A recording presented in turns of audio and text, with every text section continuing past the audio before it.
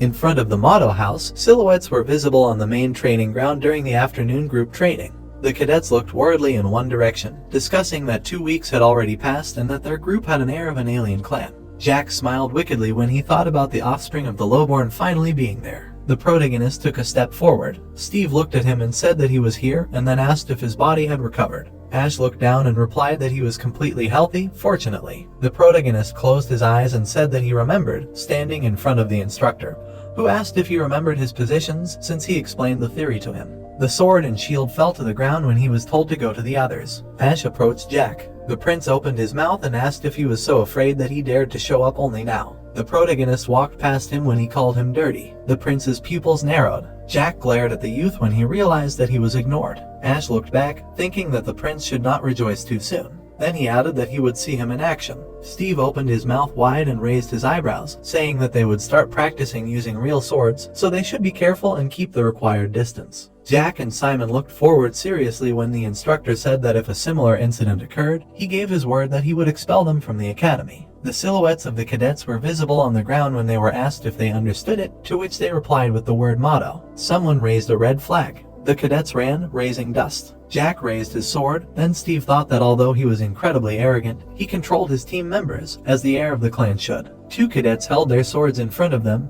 when the instructor thought that the problem was Ash. Steve looked away, thinking that he had put him in a position with the least amount of movement on purpose, and that at least the guy did not make a mistake. The main character had his back to him. The cadet looked forward resolutely when the instructor thought that the guy was doing better than he thought and keeping up with the actions of the rest of the team. Sweat appeared on the faces of the cadets when they were ordered to align their shields properly and maintain stability and an even row. Clouds were floating over the buildings when they were told they were doing great and not to move until they were given the signal. The cadet closed his eyes and shook 15 minutes later when the instructor reminded them that he had told them not to move and then asked who had made the sound and if they couldn't handle it. The boys' legs began to shake when they were told to pay attention and asked if they thought they could beat the other teams in the next test like this. Steve looked away in surprise when he thought about how the guys who had been training all this time were okay and if Ash could possibly be okay. The protagonist stood still and the instructor wondered if this was the same guy who had been in the infirmary all this time. Steve raised a yellow flag and called a change of positions when he decided he needed to evaluate the boy again.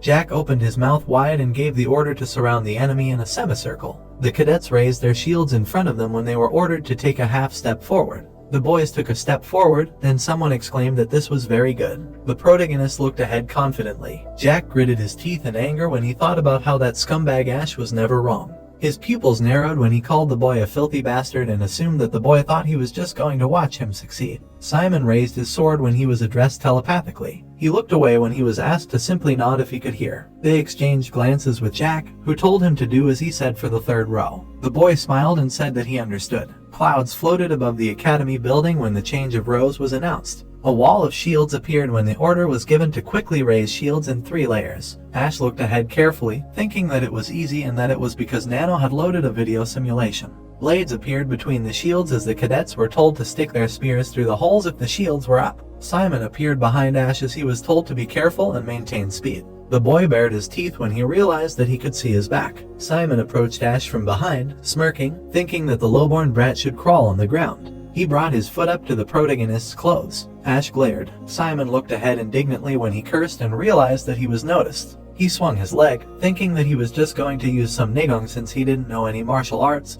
but he would probably use everything.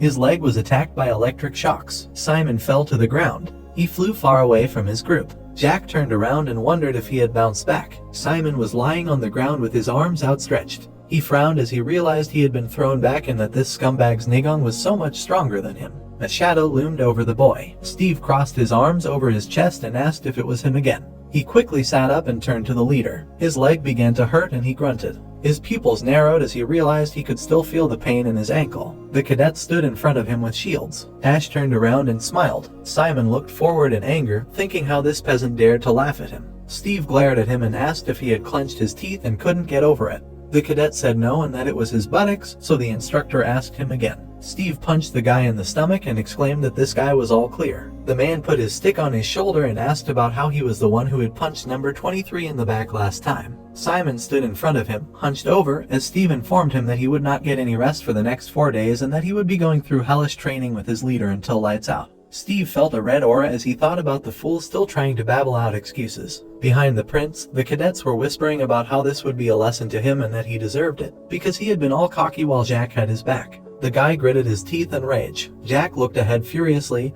his thoughts turning to ash. So, friends, this chapter comes to an end. What will happen next? We'll uncover it in the next chapter. Don't forget to rate this chapter out of 10 in the comments. We'll see you in the next video. Until then, take care and goodbye. Don't forget to like the video and subscribe to the channel.